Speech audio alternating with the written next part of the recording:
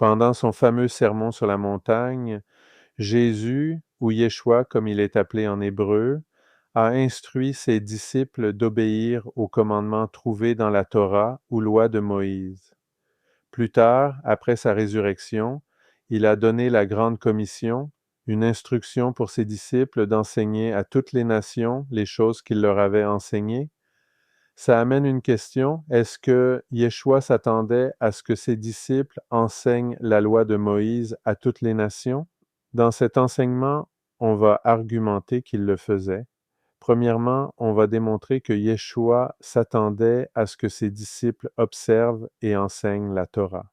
Établir cette fondation est important pour adresser si cette expectation s'appliquait aussi aux nations.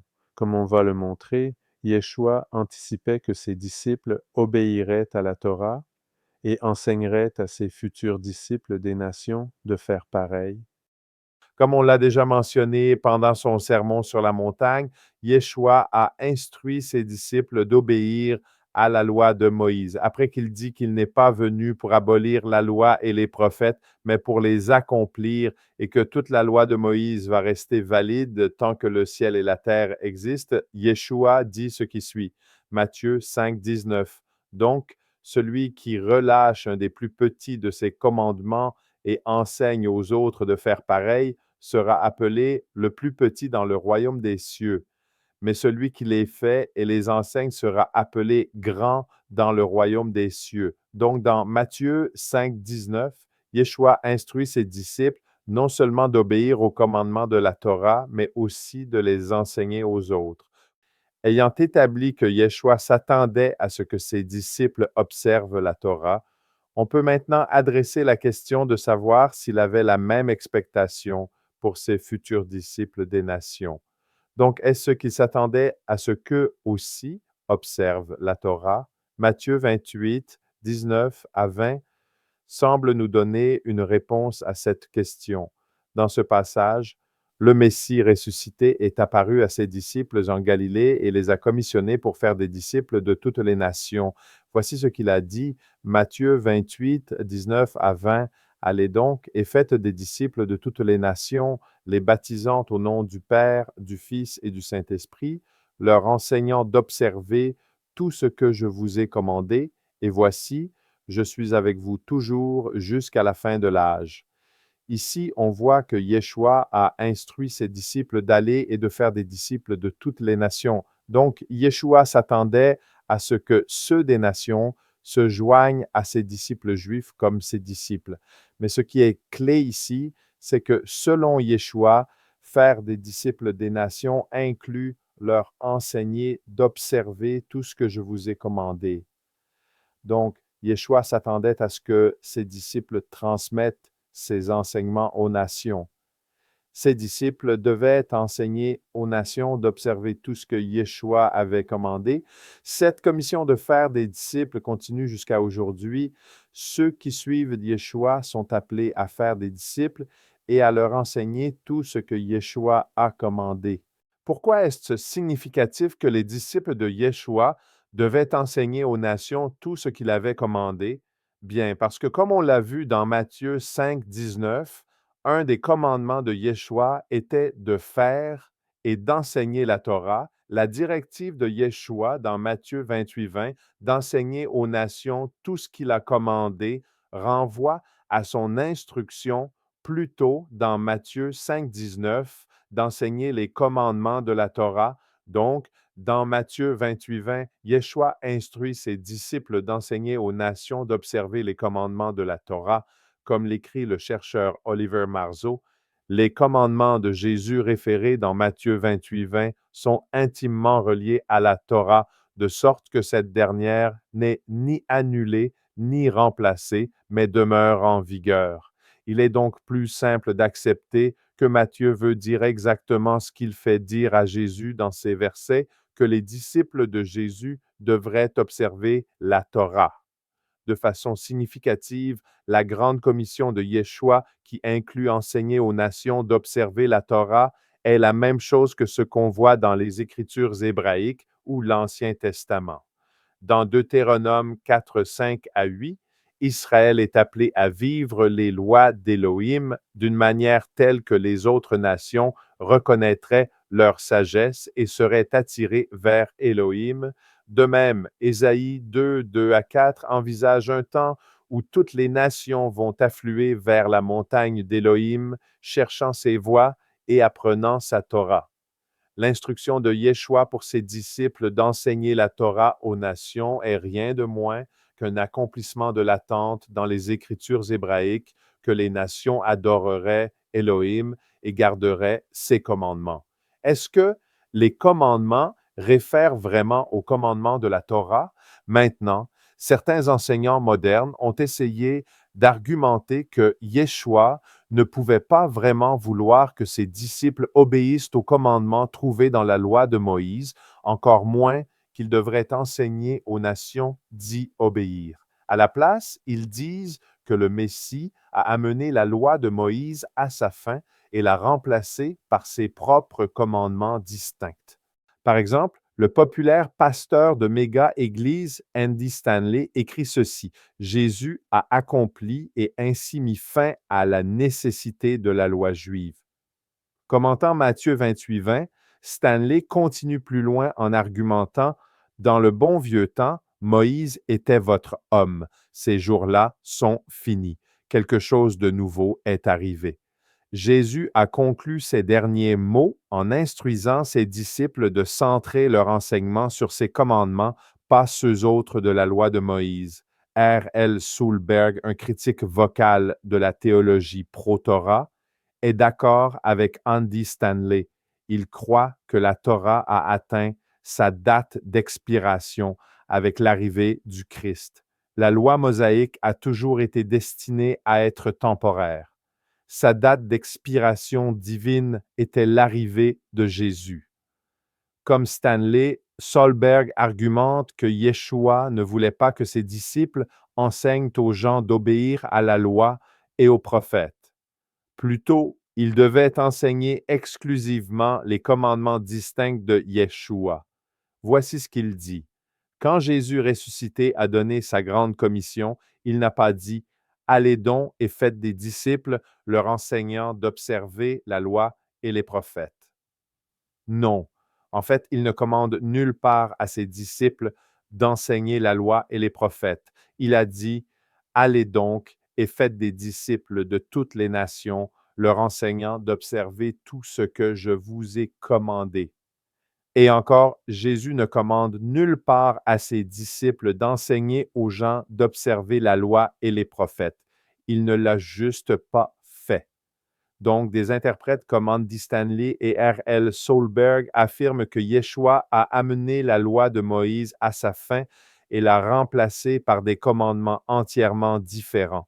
Ainsi, dans Matthieu 28:20, Yeshua ne veut pas que ses disciples enseignent quoi que ce soit de la loi de Moïse qui aurait atteint sa date d'expiration et ne serait plus pertinente. À la place, selon Stanley et Sulberg, Yeshua veut que ses disciples enseignent ses propres commandements qui seraient supposément différents. Maintenant, Stanley et Sulberg ont raison que dans Matthieu 28, 19 à 20, Yeshua a instruit ses disciples d'enseigner aux nations tout ce que je vous ai commandé. Mais est-ce que tout ce que Yeshua a commandé est entièrement séparé de la loi et des prophètes? Comme on l'a déjà établi, ça ne peut pas être le cas. C'est important de noter que la grande commission arrive tout à la fin de l'évangile de Matthieu. Sauter directement à la conclusion et imposer nos propres interprétations sur ces commandements sans considérer le contexte global est une manière irresponsable de traiter les Écritures. L'Évangile de Matthieu, couvrant 28 chapitres, documente ce que sont les commandements et les enseignements de Yeshua, et ça inclut son sermon sur la montagne dans Matthieu 5 à 7. Comme on l'a déjà mentionné, le sermon sur la montagne inclut Matthieu 5, 19, où Yeshua appelle ses disciples à obéir et enseigner les commandements trouvés dans la loi et les prophètes. Matthieu 5, 17 à 19. Ne pensez pas que je suis venu pour abolir la loi ou les prophètes. Je ne suis pas venu pour abolir, mais pour accomplir. Car en vérité, je vous le dis, jusqu'à ce que le ciel et la terre passent, pas un iota, pas un trait de lettre ne passera de la loi jusqu'à ce que tout soit accompli. Donc, celui qui relâche un des plus petits de ses commandements et enseigne aux autres de faire pareil sera appelé le plus petit dans le royaume des cieux. Mais celui qui les fait et les enseigne sera appelé grand dans le royaume des cieux. Donc, Yeshua déclare clairement qu'il n'est pas venu pour abolir la loi ou les prophètes. Et ensuite, au verset 19, il instruit directement ses disciples d'obéir et d'enseigner les commandements trouvés dans la loi et les prophètes.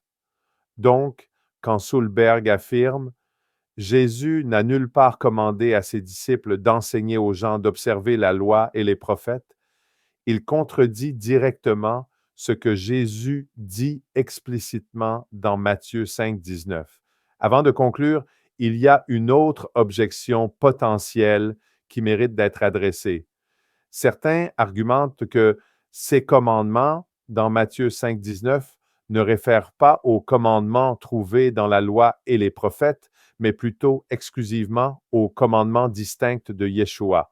Donc, la référence à tout ce que je vous ai commandé dans Matthieu 28, 20 devrait être comprise comme les commandements différents de Yeshua, pas la loi de Moïse. Cependant, est-ce que le contexte de Matthieu 5 supporte cette idée?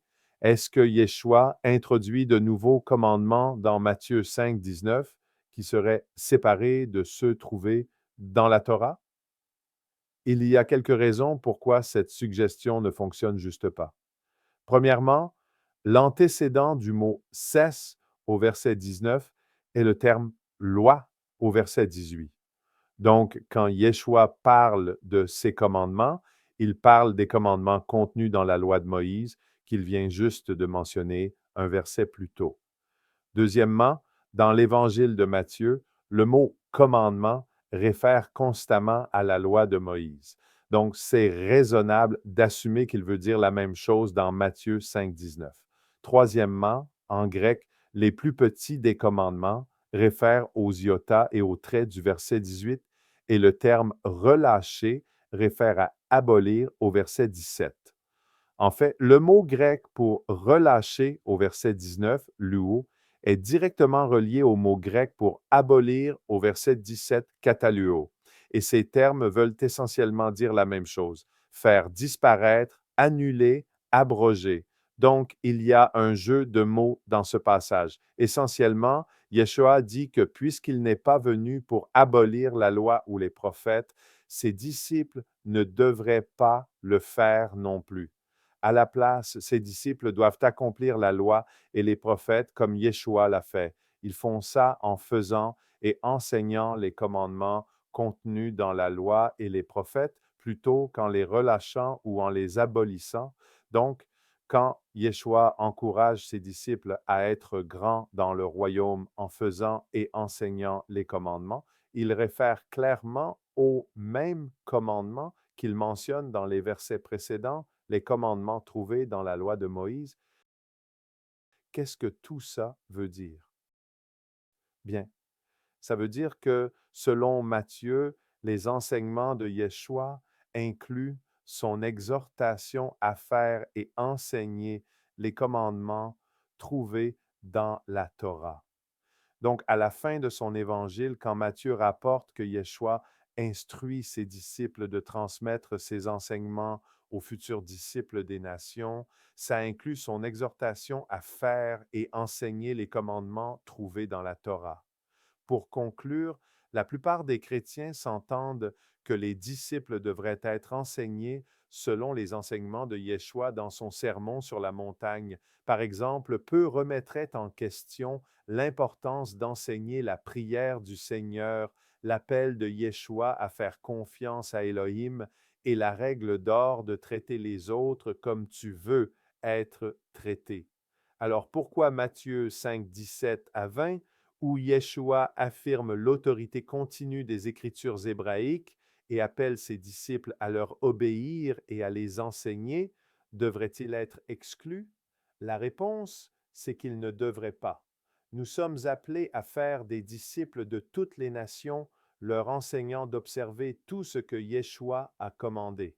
On prie que cet enseignement t'ait béni et souviens-toi, continue de tout tester. Shalom.